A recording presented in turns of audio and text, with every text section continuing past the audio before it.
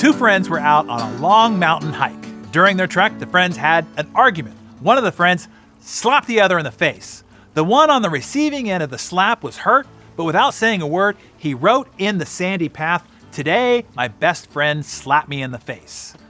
The two friends kept hiking until they found an area where the river had pooled. They decided to stop and rest.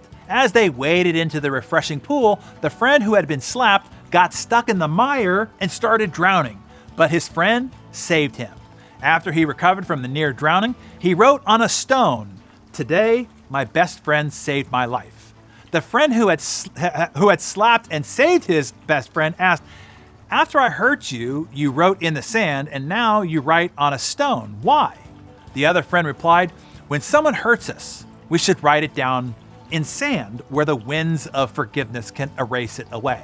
But when somebody does something good for us, we must engrave it in stone where no wind can ever erase it." So what are the lessons that we can take away from this? A couple of things, I think. One, it is good to have a good friend to slap you in the face every once in a while. My very definition of a friend is someone who will tell you you are being an a-hole when in fact you are being an a-hole. That's a good friend. You see, most people will just walk away and say under their breath, or to everybody else, "That guy is an a-hole." I ask you, when was the last time you asked a good friend to give it to you straight? The kind of friend who would slap you in a day and rescue you from drowning in the very same day. Here's a good question to pose to them. You ready to write this down? What's one thing you see me doing or failing to do that you think is holding me back? You could ask it as a leader, as a salesperson, as a parent, as a spouse. You pick the specific area you want to ask about. But ask them. See how good of a friend they are. The harder they slap, the better the friend. Just know that. The second lesson is this. When you get slapped or are slighted or feel like you are mistreated, it is naive to say it doesn't hurt. Of course it hurts. You're human.